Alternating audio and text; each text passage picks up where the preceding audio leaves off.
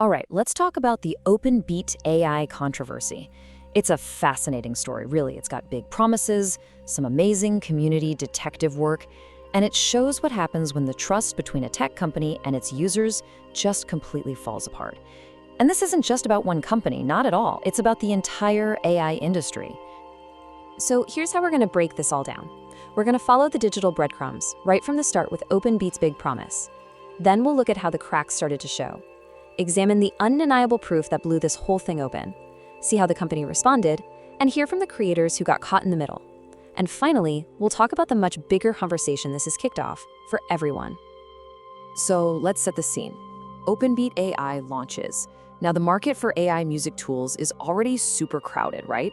So to stand out, you need a hook, something powerful. And they came out of the gate with a very specific, very powerful claim. And this was it. This was their whole pitch. The promise that their AI was built the right way, that it was ethically trained. And that was a huge deal for producers and creators who were really trying to find a way to use AI without stepping into some pretty murky legal territory. It sounded great, right? Little too great, maybe? It really didn't take long for the very people they were trying to attract to start asking some pretty tough questions. You know, experienced producers started noticing that the music it made felt kind of familiar. They started wondering what was really going on under the hood. So when a creator named Weaver Beats put out a video detailing his suspicions, you'd expect the company to reply with some data, maybe a technical blog post, right? Nope. Instead, they dropped this sarcastic AI-generated video that basically just laughed at his concerns.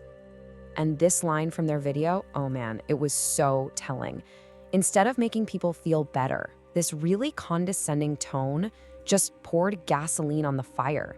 It made everyone even more suspicious that, yeah, these guys were definitely hiding something. And then came the big breakthrough. It came from a super tech-savvy user named Fex, who started poking around and found that OpenBeat had basically left a digital backdoor wide open, a public API endpoint. And that meant anyone who knew what they were doing could see exactly how the music was being made. So, what was behind that door? What did the data actually show? This is the moment the whole story shifts from just suspicion to cold, hard evidence. Let's follow that digital trail. First, just a super quick definition so we're all on the same page. An API endpoint, just think of it like a digital mailbox. One computer program can send a request to that address, and another one sends back a response. That's it. And Fex found OpenBeat's public mailbox. And here's what was really going on. A user types a prompt into OpenBeat, but that prompt wasn't going to some unique OpenBeat AI.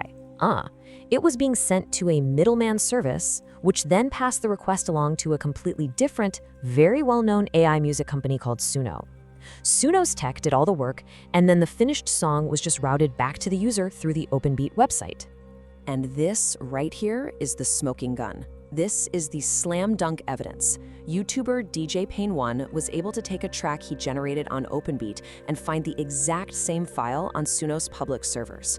The proof is right there in the data, created on the exact same date at the exact same second. You just can't argue with that. As DJ Pain1 put it, the evidence was just undeniable. OpenBeat wasn't some special, ethically trained model. It was basically just a pretty front end secretly running on Suno's technology. So once that concrete proof was out in the open, well, the mockery stopped pretty fast. OpenBeat AI had no choice but to release a formal public statement. Let's break down how they responded.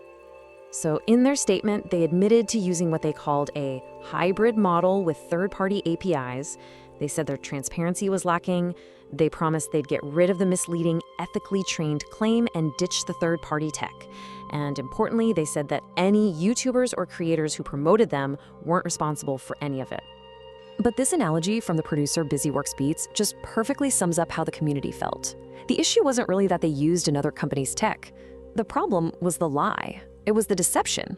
They sold you one thing and gave you something completely different. And even though the company tried to get them off the hook, the fallout from all this landed right on the shoulders of the very content creators who had reviewed or promoted OpenBeat to their followers. DJ Pain, for his part, took responsibility right away. He felt that because he was the one who put the platform in front of his audience, it was on him to own the mistake, no matter what the company said. And BusyWorks Beats felt the exact same way. He knew his videos had sent people to that website, and if those people bought into a lie because of his content, he felt he had to stand accountable. He even deleted the videos from his channel. So why did they do it? Well, here's the most likely motive: profit. Investigators figured out that OpenBeat was probably paying that middleman service just 6 cents for every track it generated using Suno's API. Meanwhile, they were charging their users up to $60 for lifetime access. That is a huge profit margin built on deception. And what started as a controversy around one company quickly exploded into a much larger and honestly much needed conversation about the entire AI music landscape and really the whole tech industry. It really shined a light on some huge problems, like how many other AI companies are out there making these same misleading claims about being proprietary or ethical. And if a company is just a shell for another service, who actually owns the copyright to the music you create with it? And what happens when you build your whole brand on tech you don't even control? And I think the biggest takeaway from this whole thing is that for the creative community, trust is the most valuable thing there is. The anger wasn't really about the AI technology. It was about the very human act of being lied to. And that leaves us with a final, really important question to think about. In an industry where the inner workings of a tool can be so easily hidden behind a nice website and some clever marketing, how can any of us really be sure that the tools we're using are what they claim to be?